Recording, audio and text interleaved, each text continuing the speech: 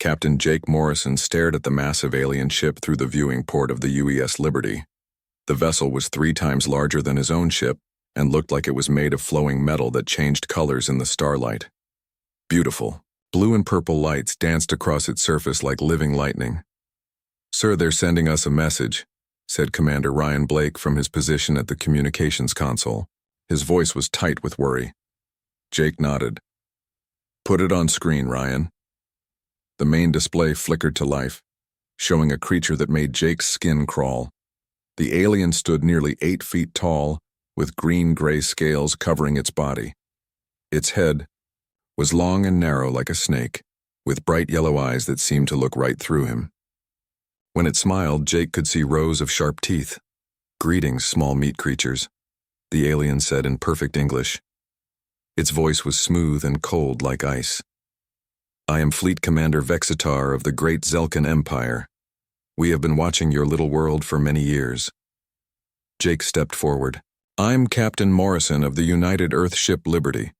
We come in peace and hope to establish friendly relations with your people." Vexitar threw back his head and laughed. The sound was like breaking glass. "Friendly relations? You amuse me, tiny human. Your ship is a pathetic box of metal held together with primitive fire engines. Your weapons are crude projectiles that would barely scratch our hull paint." Dr. Amy Watson moved closer to Jake. She was the smartest person he knew, but even she looked scared. "Captain, their technology is far beyond ours. Their energy readings are off the charts." "We can hear you, little female," Vexitar said with another cold laugh. "Yes, we are far beyond you in every way. We have ruled the galaxy for over 1,000 years while you were still throwing rocks at each other." Jake felt his anger rising but kept his voice calm. "What do you want from us?" "Want?" Vexitar's eyes gleamed with cruel humor. "We want nothing from you except submission. Your species will become a protected class under Zelkan rule. You will work for us, serve us, and be grateful for our protection from the harsh galaxy." "And if we refuse?" Jake asked. Vexitar's smile grew wider, showing more of those deadly teeth. "Refuse? Oh, small human, you do not understand. This is not a request. This is how things will be. But please do try to refuse. It has been so long since we had proper entertainment." Commander Blake's hands were shaking as he worked his console. "Captain, I'm reading over 50 ships just like this one in their fleet. They're all bigger and more advanced than anything we have." 50? Vexitar laughed again. "Child, that is merely my patrol group. The Empire commands thousands of warships across hundreds of star systems. Your entire species has what? A dozen little metal boxes." Jake's jaw tightened. It was true. Earth had only 12 deep spaceships, and the Liberty was their newest and most advanced. Against thousands of alien warships, they would be destroyed in minutes. "I see you begin to understand," Vexitar said, watching Jake's face. "Good. Intelligence in a lower species is always surprising. You have 30 of your days to prepare for integration into the Empire. Use this time wisely. Gather your leaders and make them understand that resistance will only bring unnecessary pain. Our leaders will want to meet with yours to discuss terms," Jake said. "Terms?" Vexitar's laughter was even louder this time. "There are no terms, meat creature. There is only submission or death. But very well, we shall allow your primitive diplomats to grovel before us. It will make excellent viewing for the Empire." The alien reached forward and touched something Jake couldn't see. Suddenly, the conversation was being broadcast. Jake could see himself on the screen, looking small and helpless next to the towering alien commander. "Citizens of the Zelkan Empire," Vexitar announced, "behold the newest species to join our great civilization. Observe their crude technology and primitive understanding. See how their leader trembles before our might." Jake wasn't trembling, but he knew how it must look to anyone watching. The human ship was tiny compared to the alien vessel. Their metal hull looked rough and ugly next to the smooth alien design. "This recording will be shared across all Imperial networks," Vexitar continued. "Let all species see what happens when primitives try to claim space that belongs to the Empire." The broadcast ended, and Vextar focused on Jake again. Your performance was adequate, little captain. Perhaps you will make a good servant after all. Return to your world and deliver our message. 30 days. The connection cut off, leaving the Bridge of the Liberty in heavy silence. Jake stared at the blank screen for a long moment, feeling the weight of his crew's eyes on him. Sir, whispered Dr. Watson, what are we going to do? Jake turned away from the screen and looked at his crew. These were good people who had volunteered for humanity's first deep space mission. They had families back home on Earth who were counting on them to make contact with friendly aliens and open the galaxy to human exploration. Instead, they had found an empire that saw humans as nothing more than amusing pets. We're going home, Jake said quietly, and we're going to tell Earth exactly what we found out here. But Captain, Commander Blake said, they have thousands of ships. We can't fight them. Maybe not, Jake replied, but something in his voice made the crew look at him more carefully. But they made one big mistake, Ryan. What's that, sir? Jake smiled, and for the first time since the conversation began, it was a real smile. They think they know everything about us. They think we're just primitive animals who will roll over and give up at the first sign of trouble. He looked around at his crew again. They're about to learn they're wrong about that. As the Liberty turned toward home, none of them could have imagined that the recording of their humiliation was already spreading across the galaxy. Alien species in hundreds of star systems were watching the crude human ship retreat from the mighty Zelkan fleet. Most of them laughed along with the Zelkans. The humans looked so weak and frightened. Their ship was ugly and slow. Their weapons were primitive metal projectiles instead of elegant energy beams. But a few alien observers watched more carefully. They noticed that the human captain never once begged for mercy. They saw that his crew, though clearly afraid, stood ready to follow their leader into whatever came next. Those few aliens wondered if the Zelkans might have made a mistake in how they judged these strange new creatures from the small blue world. Time would tell. The conference room deep beneath the Rocky Mountains was the most secure place on Earth. President Daniel Brooks sat at the head of a long table surrounded by the most powerful people on the planet. Military leaders, scientists, and politicians from every major nation had gathered for an emergency meeting that would decide humanity's future. Admiral Kate Sullivan stood at the front of the room, her uniform crisp despite having worked for 3 straight days without sleep. Behind her, a large screen showed the humiliating recording of Captain Morrison's encounter with the alien fleet. The footage had been playing on every news channel for a week, and the whole world was talking about humanity's first contact with alien life. The situation is worse than we initially thought, Admiral Sullivan said in a calm voice. Our intelligence analysis shows the Zelkan Empire controls over 200 star systems. They have been the dominant power in this region of the galaxy for more than 1,000 years. General Ben Carter, a tough old soldier with gray hair and scars on his hands, leaned forward. How many ships are we talking about, Admiral? Conservative estimates put their fleet at over 5,000 warships, Sullivan replied. Some of our analysts think the number could be as high as 10,000. A heavy silence fell over the room. Everyone knew that Earth's entire space fleet consisted of exactly 12 ships, and most of those were exploration vessels with minimal weapons. President Brooks rubbed his tired eyes. What about other alien species? Are there any potential allies out there? Dr. Amy Watson, who had returned with Captain Morrison, shook her head. Sir, from what we observed, the Zelkans rule through fear and overwhelming force. Any species that might want to help us is probably too scared to act against the Empire. So we're alone, said the President. Not exactly, Admiral Sullivan said with a small smile. General Carter, would you please show them what we've been working on? General. Carter stood up and walked to another screen.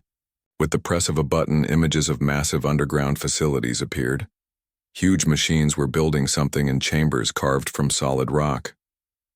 Ladies and gentlemen, Carter said, for the past 15 years we've been preparing for this day. The room erupted in surprised voices. President Brooks held up his hand for silence. Explain, General. When we first detected artificial structures in other star systems, we knew we weren't alone in the universe, Carter continued. We also knew that any species capable of building those structures would be far more advanced than us. So we started planning for the worst-case scenario. The screen changed to show technical drawings of spacecraft unlike anything the world had ever seen. These ships were not sleek or beautiful like the alien vessels. They were angular and brutal-looking, covered in armor plating and weapon ports. Chief Engineer Sam Rodriguez stepped forward. He was a small man with thick glasses, but his voice was steady and confident. The aliens made a critical error in their assessment of our technology. They assume that more advanced always means better. What do you mean? Asked the French representative. Rodriguez smiled. Their ships use energy shields and plasma weapons because that's what advanced civilizations do. But there's nothing wrong with simpler technology if it works better for your situation. The screen showed a cross-section of a human warship. Instead of the elegant energy systems of alien technology, it was packed with massive mechanical devices. While they perfected energy weapons, we perfected kinetic weapons, Rodriguez explained. Magnetic railguns that can fire projectiles at incredible speeds. Nuclear missiles with warheads 10 times more powerful than anything we used in the old wars. And most importantly, relativistic kill vehicles. What are those? President Brooks asked. Dense metal rods accelerated to 15% of light speed, Rodriguez said simply. When something that heavy hits something else while moving that fast, the target simply ceases to exist. Lieutenant Commander Nina Foster, a young woman with sharp eyes and quick hands, activated a computer simulation. The screen showed what happened when a relativistic projectile hit an alien ship.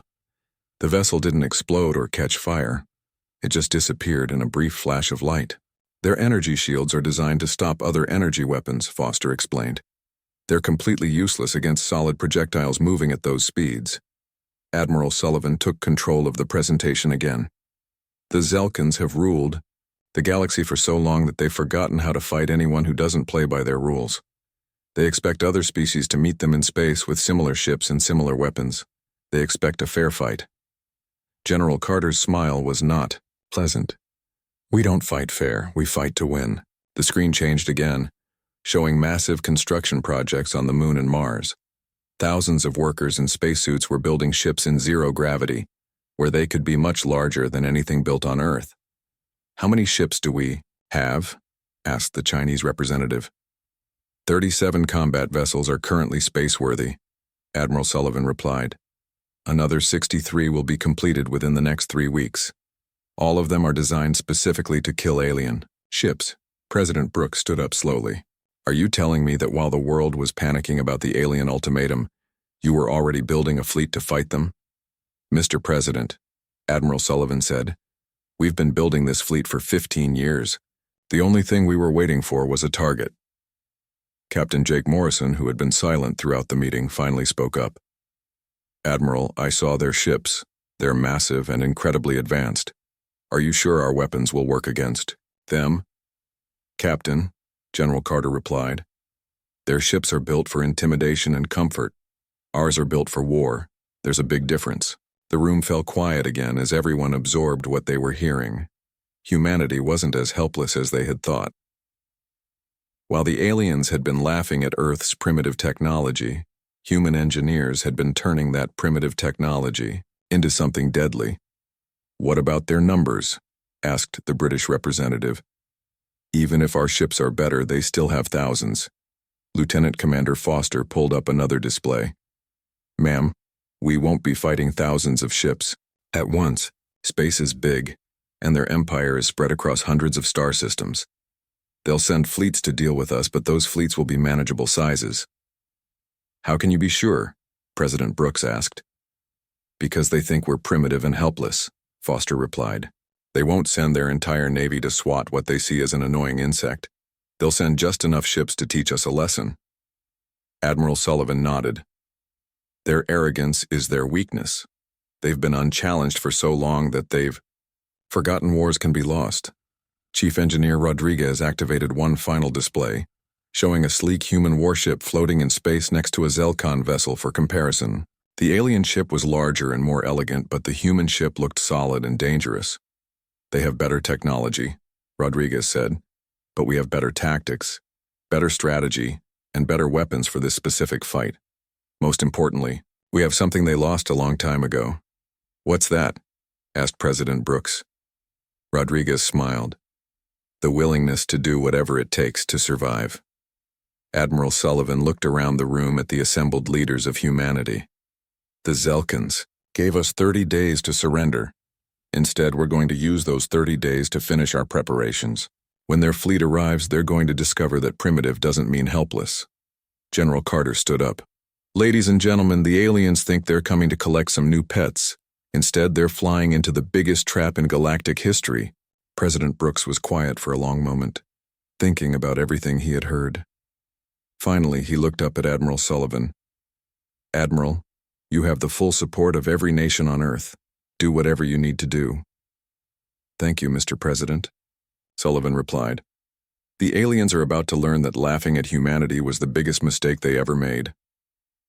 As the meeting ended and the world leaders filed out, Captain Morrison stayed behind. He looked at Admiral Sullivan with curious eyes.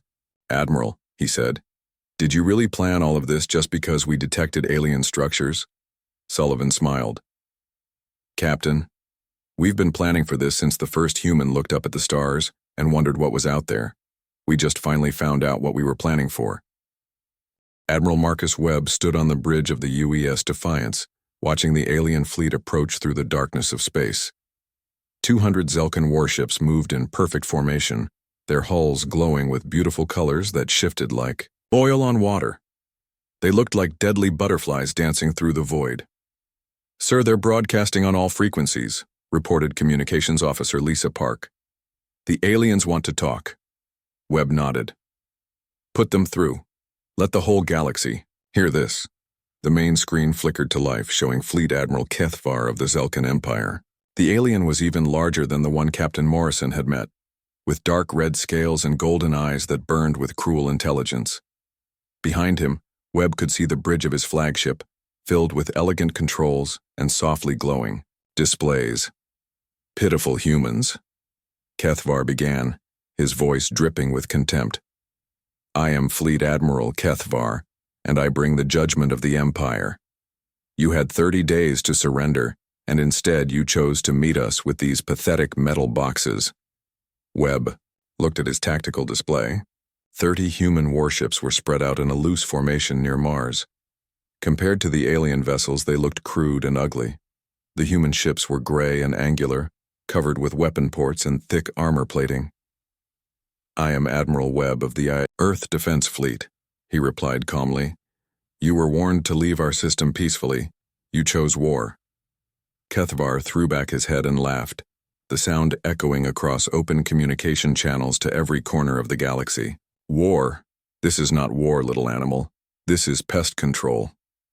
The alien admiral gestured toward the human fleet. Look at your ships. They are held together with primitive metals and powered by crude chemical reactions. My children have toys more advanced than your finest warships. Captain Elena Torres, commanding the UES Thunder nearby, activated her communication system. Admiral Webb, all ships report ready for combat. Kethvar overheard the transmission and laughed again. Combat? You amuse me, female. Watch as I demonstrate the power of the Empire.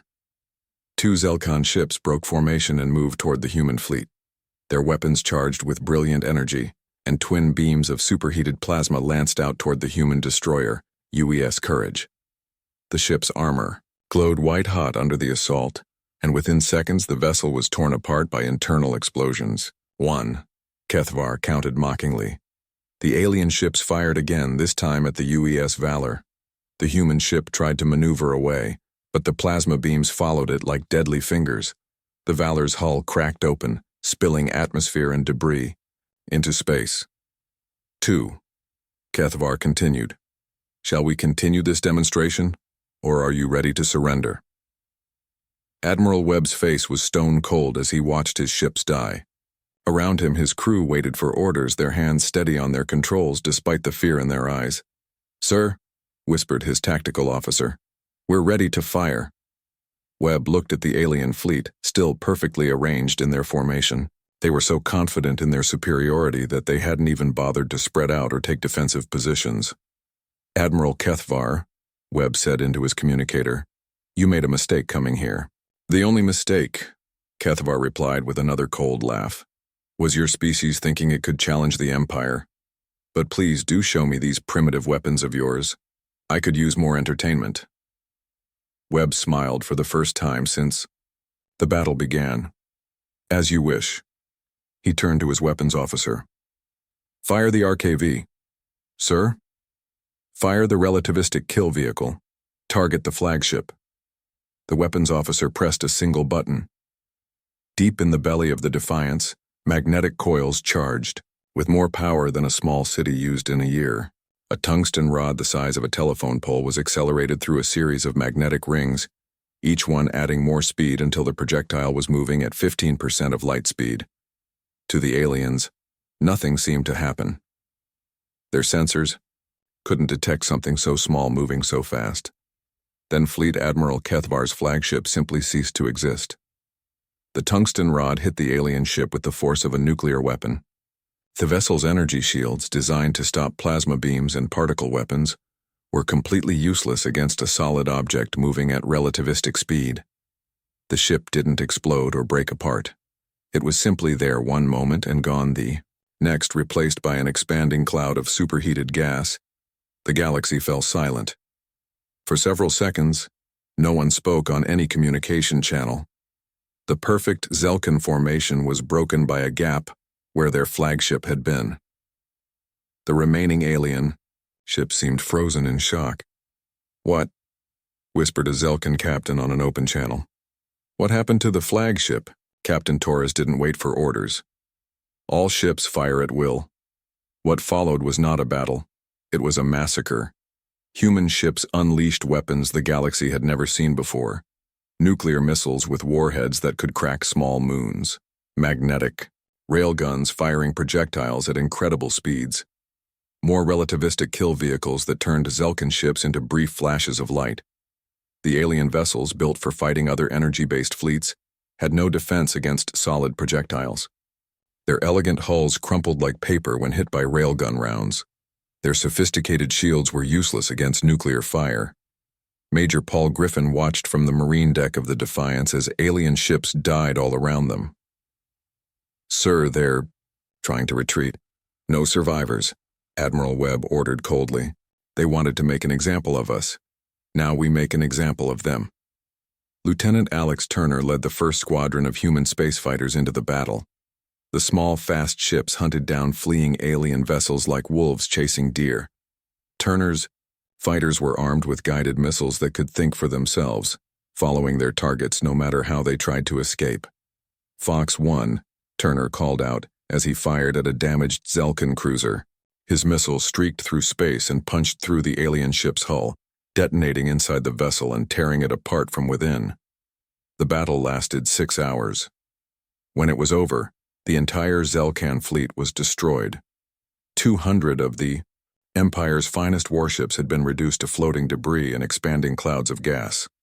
Only a handful of escape pods survived, picked up by human ships for questioning. Admiral Webb opened a communication channel to the galaxy. He knew that billions of alien beings were watching, waiting to see what the primitive humans would say after their impossible victory. "This is Admiral Webb of the Human Defense Fleet," he began, his voice calm and steady. "We did not start this war. The Zelkan Empire came to our home system with threats and demands. They destroyed our ships and mocked our people." He paused, looking at the debris field that had once been a mighty alien fleet.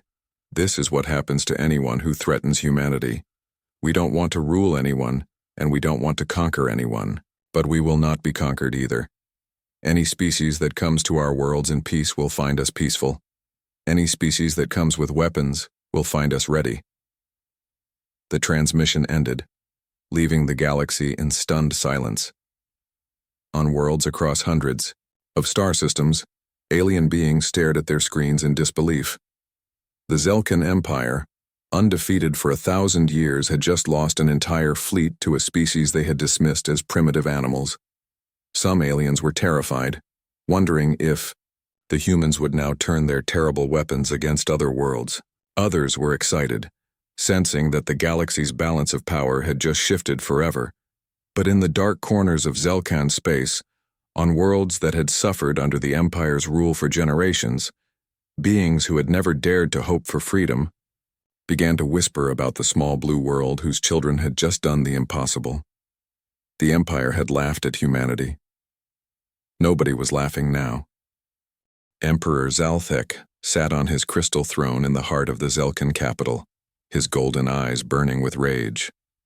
The massive throne room was filled with his advisors and generals, all of them keeping their heads low to avoid their emperor's terrible gaze. "Explain to me," the emperor hissed, his voice like ice breaking, "how 200 of our finest warships were destroyed by a handful of primitive animals." General Morketh, commander of the Empire's military forces, stepped forward carefully. His scales were pale with fear. "Your Majesty, the humans used weapons we have never encountered before. Solid projectiles moving at impossible speeds, nuclear devices of incredible power. Our shields and armor were useless against such crude attacks." Crude? The Emperor's voice rose to a roar. "If their weapons destroyed our fleet, then our defenses are what is crude." Across the galaxy, the news of the Zelkan defeat was spreading like wildfire. On the mining world of Kepler 7, alien workers stopped their digging to whisper about the humans who had destroyed an entire Imperial fleet. On the trade station at Vega Prime, merchants spoke in hushed voices about a new power rising in the galaxy. But nowhere was the news more welcome than on the slave worlds of the Outer Rim. Creatures who had served the Empire for generations began to look up at the stars and wonder if freedom might finally be possible. Captain Steve Parker stood on the bridge of the UES Retribution, deep in Zelkan territory. His ship was smaller and faster than the main battle fleet, built for hit-and-run attacks behind enemy lines. Around him, his crew worked quietly at their stations, their faces calm despite being surrounded by hostile alien worlds. "Sir, we're approaching the target," reported Lieutenant Commander Nina Foster from her tactical station. "Zelkan Supply Depot dead ahead." Parker nodded. "All weapons ready?" "Nuclear missiles armed and ready, sir. Railguns loaded with armor-piercing rounds." The Zelkan Supply Depot was a massive space station orbiting a dead moon. It was heavily defended with energy shields and plasma batteries designed to stop any conventional attack. But the humans were not fighting conventionally. "Fire," Parker ordered. The Retribution's missiles streaked through space, their nuclear warheads bypassing the station's energy shields like they weren't even there. The explosions lit up the darkness, turning the supply depot into an expanding ball of fire and debris. "Target destroyed, sir," Foster reported. "No survivors detected." "Good. Set course for the next target. We have 6 more stations to hit before we return to friendly space." This was the new reality for the Zelkan Empire. Human ships appeared without warning in their territory, destroyed important targets, and vanished before reinforcements could arrive. The aliens had ruled through fear for so long that they had forgotten how to fight an enemy who refused to be afraid. On the prison world of Tau Ceti 4, Commander Luke Adams led a team of human Marines through the underground tunnels beneath the main detention center. The aliens who ran this place had been torturing prisoners for decades, breaking the spirits of any species that dared to oppose the Empire. "Sir, we're at the main cell block," whispered Sergeant Amy Foster, Luke's second-in-command. "I count 50 guards, all armed with plasma rifles." Luke checked his weapon, a simple projectile rifle that fired bullets instead of energy beams. The aliens always laughed at human weapons until those weapons started killing them. "Remember, we're here to free prisoners, not to take prisoners," Luke said quietly. "These guards have been torturing innocent beings for years. No mercy." The attack was swift and brutal. Human Marines moved through the prison like ghosts, their weapons, cutting down alien guards before they could even raise an alarm. The prisoners, creatures from a dozen different species, watched in amazement as their captors fell one by one. "You're free," Luke told a group of snake-like aliens who had been locked in a cage barely large enough for one of them. "Tell your people what happened here. Tell them humanity is fighting for everyone's freedom." Intelligence Officer Maria Santos sat in her command center on Mars. watching screens filled with information from across the galaxy. Her job was to spread the word about human victories and to listen for signs of rebellion against the Empire. "Ma'am, we're getting reports from 17 different worlds," reported her assistant, Lieutenant Jack Wilson. "Alien species are refusing to pay tribute to the Empire. Some are even attacking Zelkan tax collectors." Maria smiled. "Excellent. The Empire's power was always based on fear. Once that fear is gone, their control starts to crumble." "What about the main Zelkan fleet?" "Our spies report they're gathering ships from all over the Empire." "Let them come," Maria replied. "The more ships they send against us, the fewer they have to control their own territory." Fleet Admiral John Mitchell stood in the war room beneath Cheyenne Mountain, looking at a massive map of the galaxy. Red dots showed Zelkan territories, while green dots marked areas where rebellions had started. Blue lines traced the paths of human ships as they struck deep into enemy space. "Sir, we have confirmation of successful attacks on 12 major Zelkan installations," reported his aide, Colonel Frank Thompson. "Captain Parker's squadron has destroyed 3 supply depots and 2 shipyards. Commander Adams has liberated 6 prison worlds." Mitchell nodded. "What about enemy response?" "They're pulling ships back from the outer territories to defend their core worlds.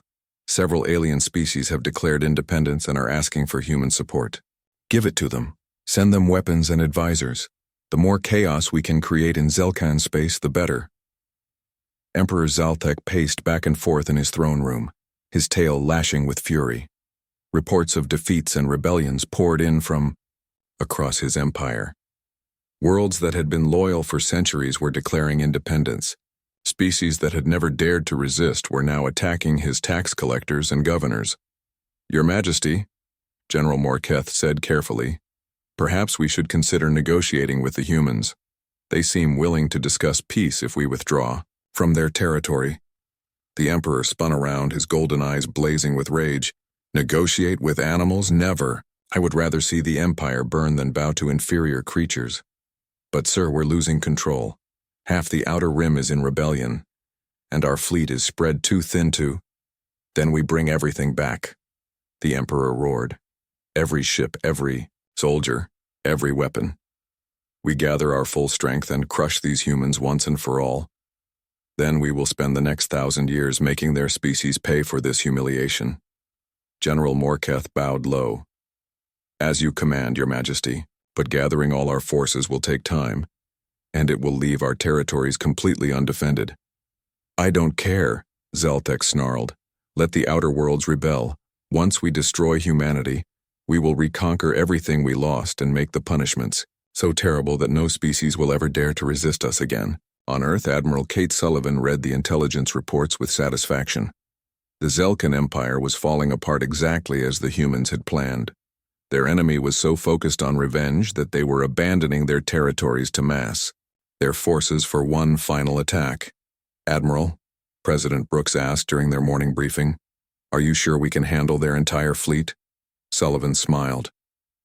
"Mr. President, they're about to make the same mistake their advance fleet made. They think this is about military strength, but it's really about strategy. They're bringing their whole navy to fight us in our own backyard, where we have every advantage. And if they win—" "They won't," Sullivan said with quiet confidence. "They still don't understand what they're really fighting. They think we're just another species trying to build an empire. They don't realize we're fighting for something much more dangerous than conquest." "What's that?" "Freedom, sir. We're fighting for the idea that no one species should rule all the others. That's an idea that can't be killed with plasma weapons or energy shields. Even if they somehow defeated our fleet, the idea would still be out there, spreading from world to world until the whole galaxy was infected with it." President Brooks nodded slowly. "So either way, they lose." "Either way, they lose." Sullivan agreed.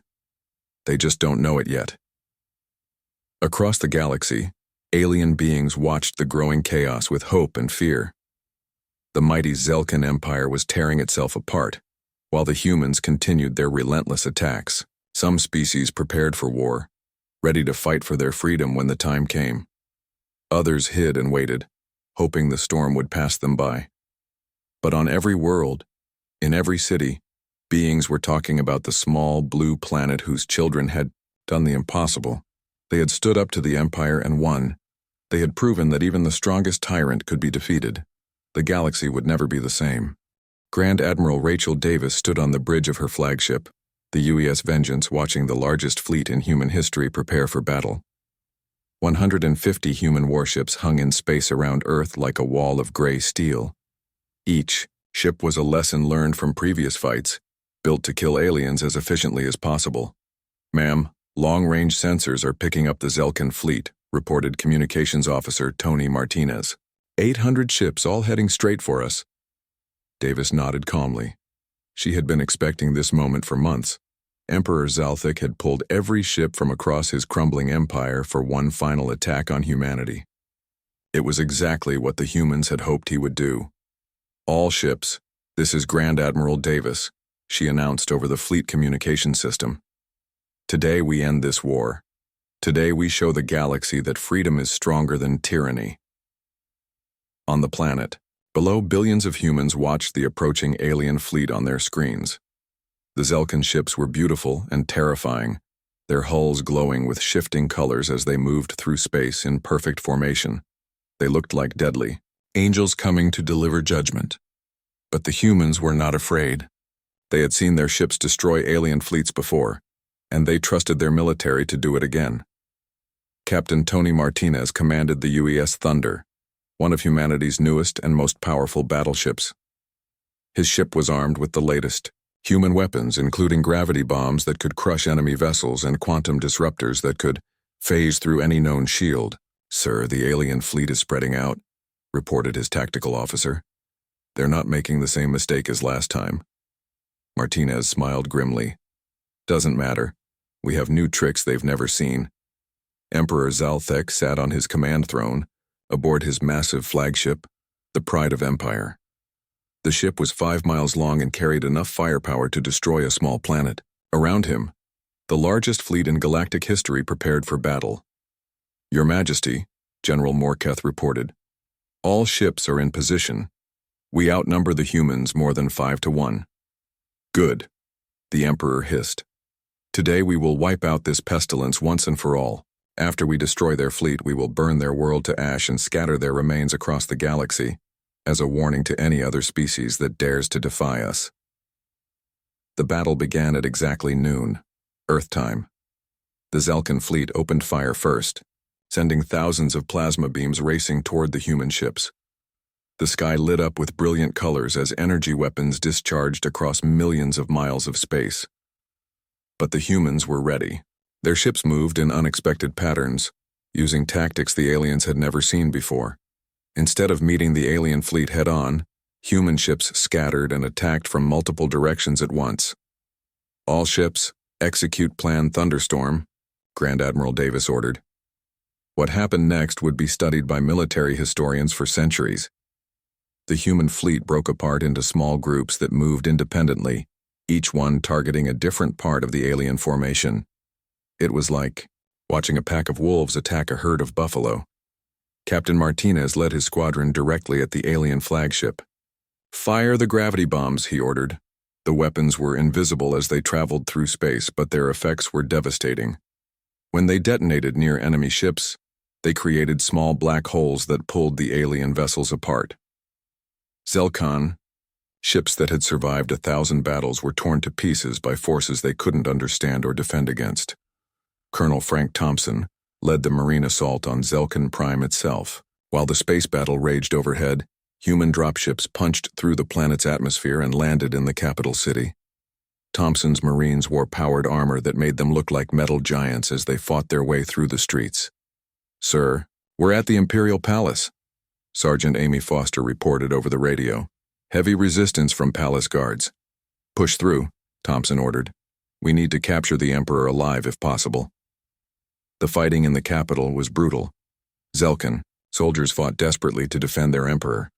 But human weapons were too powerful and human tactics too clever. The Marines used portable railguns that could punch through building walls, and smart grenades that could think for themselves. Above the planet, The space battle was turning into a massacre. Human ships darted between the larger alien vessels, like deadly insects, striking at weak points and vanishing before the enemy could respond. The Zelkins had built their fleet for massive battles between equal opponents, but the humans refused to fight fairly. "Your Majesty," General Morketh said desperately as explosions rocked the pride of Empire, "we must retreat. We're losing too many ships." Emperor Zaltek's golden eyes burned with insane fury. "No retreat. Fight to the last ship. Die before you surrender." But it was too late. Half the Zelkin fleet was already destroyed, and the remaining ships were scattered and confused. Some alien captains tried to escape, only to be hunted down by human fighters. Others tried to surrender, but found that humans were not in a merciful mood. Grand Admiral Davis opened a communication channel to the entire galaxy. "This is Admiral Davis of the Human Defense Fleet. The Zelkin Empire ends today. Any ship that continues to fight will be destroyed. Any ship that surrenders will be spared." The message was broadcast on every frequency, reaching billions of alien beings across hundreds of worlds. They watched in amazement as the mighty Zelkan fleet was torn apart by the small gray ships from the blue world. On Zelkan Prime, Colonel Thompson's Marines finally reached the throne room. Emperor Zaltek sat on his crystal throne, still defiant, even as his empire crumbled around him. "Surrender," Thompson ordered, his voice echoing through his helmet speakers. "Never," the Emperor snarled. "I am Zaltek, ruler of the galaxy. I do not surrender to animals."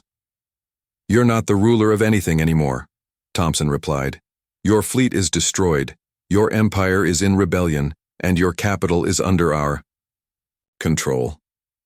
The Emperor stood up slowly, his massive form towering over the human Marines. "You think you have won? You are wrong. Even if you kill me, someone else will take my place. The strong will always rule the weak." "Maybe," Thompson said, raising his weapon, "but we won't let the strong rule everyone else ever again."